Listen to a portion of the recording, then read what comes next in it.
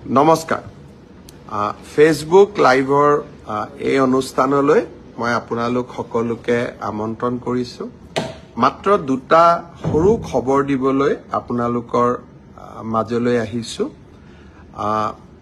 আপোনালোক সকলোৱে বিশেষকৈ আমাৰ যুৱ বন্ধুসকল অত্যন্ত উৎকণ্ঠাৰে সৈতে অপেক্ষা কৰি আছিল যে পুলিচৰ কনিষ্টবল সকলৰ নিযুক্তি কেতিয়াৰে পৰা হ'ব বা কোন দিনাখন হ'ব মই যতে মিটিংলৈকে যাওঁ তাতেই মোক সোধে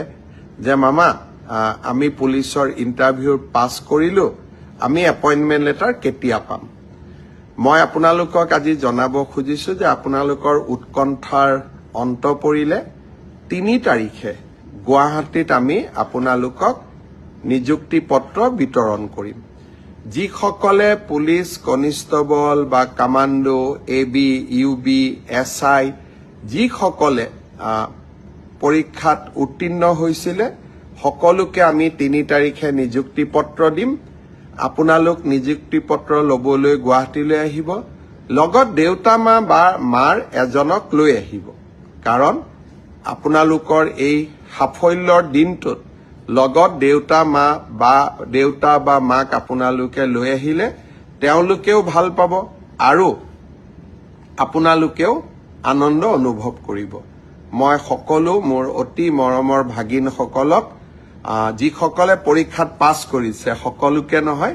যিসকলে পৰীক্ষাত উত্তীৰ্ণ হল তেওঁলোকক নিযুক্তি পত্ৰ লবলৈ মই 3 তাৰিখে আকৌ এবাৰ নিমন্ত্ৰণ জনালো এতিয়া সকলোৱে ভাবিব যে মই এডিআৰিত পৰীক্ষাত পাস কৰি আছো মই হেলথত পাস কৰিছো এগ্ৰিকালচাৰত মই পাস কৰি আছো আমাৰ নিযুক্তি পত্ৰ কেতিয়া পাম মই এনেকৈ আপোনালোকক যেতিয়াই আমি সাজু হৈ যাওঁ মই এনেকৈ আপোনালোকক খবৰ দি থাকিম আপোনালোক ধৈৰ্যৰে সৈতে অকনমান আমাক সময় দিয়ক ধৈৰ্যৰে সৈতে আপোনালোকে অপেক্ষা কৰক আৰু এটা খবৰ দিব খুজিছো ইতিমধ্যে আমাৰ মেট্ৰিক পৰীক্ষাৰ দিন ঘোষণা কৰা হৈছে আমি এটা আঁচনি আপোনালোকৰ বাবে আগবঢ়াই দিছিলো যাতে মেট্ৰিক পৰীক্ষাৰ যিসকলে মেট্ৰিক পৰীক্ষাৰ সন্মুখীন হ'ব তেওঁলোকে যাতে কিতাপ এখন কিনিব পাৰে পেন এটা কিনিব পাৰে কলম এটা কিনিব পাৰে গাখীৰ এগিলাচ খাব পাৰে অলপমান নোটৰ বহি এখনো কিনিব পাৰে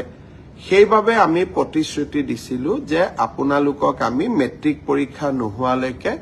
মাহত 300 টকাকৈ দি থাকিম এইবাৰ প্ৰায় 4,25,000 ছাত্ৰ ছাত্ৰীয়ে 28 তাৰিখে শিক্ষামন্ত্ৰী ৰণোজ পেগু ডাঙৰীয়াৰ সৈতে আপোনালোকক নৱেম্বৰ মাহৰ 300 টকাটো মুকলি কৰি দিম তাৰ পিছত ডিসেম্বৰত পাব জানুৱাৰীত পাব ফেব্ৰুৱাৰীত পাব প্ৰত্যেক মাহতে 300 টকাকৈ আপোনালোকে পাই থাকিব তৃতীয় আৰু এটা খবৰ দিব খুজিছো বিটিসি নিবাসী সকলে বা বিটিসিত বাস কৰা ৰাইজে প্ৰায়ে আমাক সুধি থাকে যে আমি অৰুণোদয় কেতিয়াৰ পৰা পাম আমি বিটিসিত অৰুণোদয় তালিকাখন প্ৰায় সম্পূৰ্ণ কৰিছো অহা 12 তাৰিখে 12 ডিসেম্বৰ তাৰিখে কোকৰাঝাৰত মই যাম হাগ্ৰামা মহিলাৰী ডাঙৰীয়াও থাকিব আমাৰ মন্ত্ৰী বিধায়ক সকলো থাকিব 12 তাৰিখে আমি বিটিসিৰ অৰুণোদয় আঁচনিটো আৰম্ভ কৰিম আপোনালোক সকলে উপকৃত হ'ব আজি বহুত দীঘলীয়াকৈ ক'ব খোজা নাই বিধানসভা চলি আছে সেইকাৰণে মই ৰাজনৈতিক কথা বতৰা আজি আপোনালোকক ক'ব খোজা নাই চৰকাৰখনে বিকাশৰ কাম কৰি আছে উন্নয়নৰ কাম কৰি আছে আৰু আমি আপোনালোকৰ কাৰণে নিৰন্তৰ কাম কৰি থাকিম বিধানসভাও আপোনালোকে চাই থাকিব যোৱাকালিও মোৰ বক্তব্য আছিলে তাকো আপোনালোকে নিশ্চয় শুনিছে বিশেষকৈ এই বিধানসভাতে চাহ বাগিচাৰ শ্ৰমিকসকলক আমি মাটিৰ অধিকাৰো দিম সেইকাৰণে এইকেইদিন বিধানসভাত আহিবলগীয়া আইনবোৰ আপোনালোকে মিডিয়াৰ জৰিয়তে সোশ্যাল মিডিয়াৰ জৰিয়তে মোৰ ফেসবুক মোৰ টুইটাৰ মোৰ ইনষ্টাৰ জৰিয়তে আপোনালোকে চাই থাকিব পুনৰ এবাৰ 3টা খবৰ দিলো পুলিচৰ চাকৰি 3 তাৰিখে এপইন্টমেন্ট লেটাৰ দিম 28 তাৰিখতে মেট্ৰিকৰ কেণ্ডিডেটসকলে মাহত 300 টকাকৈ পাব আৰু 12 ডিচেম্বৰৰ পৰা BTC বাসী ৰাইজে